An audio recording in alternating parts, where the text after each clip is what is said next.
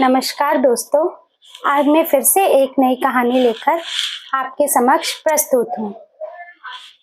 क्या होता है, जो लोग विपरीत परिस्थितियों में भी सकारात्मक सोच रखते हैं, उनकी कई परेशानियां कम हो जाती हैं। परंतु विपरीत परिस्थितियों में यदि हम नकारात्मक सोच रखेंगे तो इससे हमारे मन का तनाव बढ़ता है और जो अच्छा होने वाला होता है वह भी हम नहीं देख पाते हैं और हमारी जो मानसिक स्थिति होती है और बिगड़ती जाती है और हम उससे भी कहीं नीचे चले जाते हैं। इसीलिए कभी भी विपरीत परिस्थितियों में भी सकारात्मक सोच रखनी चाहिए। इसी से संबंधित मैं आपको आज एक कहानी सुनाती हूँ। एक बार क्या होता है, एक गांव में दो संत रहा करते थे।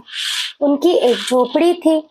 वे दोनों दूसरे गांव में जाकर भिक्षा मांगते और प्रभु के भजन कीर्तन पूजा पाठ में अपना समय व्यतीत करते थे और जो भी भिक्षा मांगकर उनको मिलता उससे खाकर अपना जीवन यापन करते थे।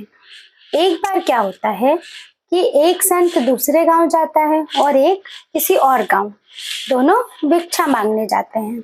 पहले वो सुबह उठकर अपने नित्य क्रिया से निवृत्त होकर पूजा पाठ कर ध्यान करने के बाद जो भी बच्चा खुचा रहता है उसको खाते हैं और फिर निकल जाते हैं। दोनों अलग अलग गांव में भिक्षा मांगने चले जाते हैं। तो वे जाते हैं तो बहुत भयानक तूफान आता है। उस तूफान के आने की वजह से उनकी जो झोपड़ी होती है वो आधी टूट जाती है। तो एक संत आता है, वो आके क्या देखता है कि झोपड़ी आधी टूटी हुई है। तो वो बहुत दुखी होता है और भगवान को बहुत कोसता है, हे भगवान, आपने मेरी झोपड़ी तोड़ दी। मैं दिन रात आपकी पूजा पाठ करता हूँ, सब कुछ करता हूँ और आप कभी भी मुझ पर दया नहीं करते और ऊपर से आपने इतने भयंकर तूफान में हमारी झोपड़ी तोड़ दी। अब हम कहाँ रहेंगे? मैं दिन रात आपकी पूजा पाठ करता हूँ, आपकी पूजा पाठ किए बिना एक घूंट पानी भी नहीं पीता और जो जितने चोर उचक्के बदमाश हैं उनका तो कुछ नहीं बिगड़ता, वो आराम से जी रहे हैं। जितने झूठ बोलते हैं, जितने पापी हैं, वो बहुत अच्छे से रह रहे हैं। और वो बहुत दुखी होकर बैठ जाता है। जब तक उसी समय दूसरा संत आता है। वो जैसे ही आता है तो वो क्या देखता है कि हमारी आधी झोपड़ी तो टूट चुकी है। तो वो कहता है, हे भगवान, आपका बहुत बहुत धन्यवाद कि आपने आधी झोपड़ी मेरी बचा ली ताकि हम इसमें आराम तो कर सकते हैं।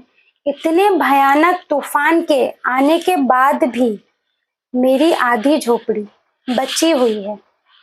तो ये उसकी सकारात्मक सोच होती है और ये सब कुछ ऊपर से भगवान देख रहे होते हैं। तो भगवान क्या देखते हैं कि एक तो जो रात दिन मेरी पूजा कर रहा है, दोनों ही कर रहे हैं, लेकिन उसके बाद भी एक कभी संतुष्ट नहीं हुआ और दूसरा जो है वो किसी भी चीज में हमेशा संतुष्ट रहता है।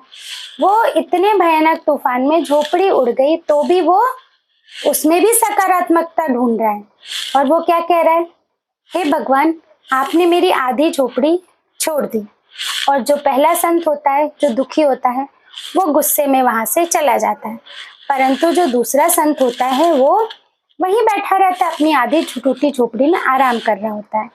तभी भगवान एक सेठ का रूप लेकर आते हैं और उसको बहुत सारी लकड़ियां और कुछ कारीगर देते हैं और कहते हैं, प्रभु, मेरा घर इतने तूफान के बाद भी मेरे घर में मेरी पत्नी जो कि बाहर गई हुई थी वो यथा समय वापस आ गई। तो मुझे किसी ब्राह्मण देव ने कहा कि जो संत जो ईश्वर की भक्ति में लीन हो उनकी सहायता करने को, तो मुझे आप दिखाई दिए, इसीलिए मैं अपनी लकड़ियां और सब लेकर आपके पास आया हूँ और ये दो मजदूर ये आपकी झोपड़ी को यथावत बना देंगे।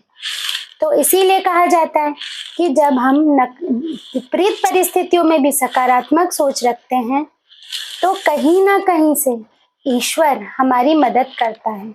भले समय लगता है थोड़ा, परंतु हमारी मदद के लिए ईश्वर जरूर, अगर स्वयं ना आए तो जरूर किसी ना किसी को भेजता है। कभी भी हमें अपने मन में नकारात्मकता नहीं लानी चाहिए। हमें यही सोचना चाहिए कि जो कुछ हो रहा है ईश्वर की मर्जी से हो रहा है, उसमें कुछ ना कुछ अच्छा निहित है। तो मेरे प्यारे साथियों, आप हमेशा जीवन में विपरीत परिस्थिति में भी सकारात्मक सोच रखें। कभी अपनी उम्मीद को जाने ना दें। आशा की एक किरण अपने मन में जलाए रखें। इससे हमारे जीवन में एक नई लौ मिलेगी। हमारा जीवन एक नए पथ पर अग्रसर होगा।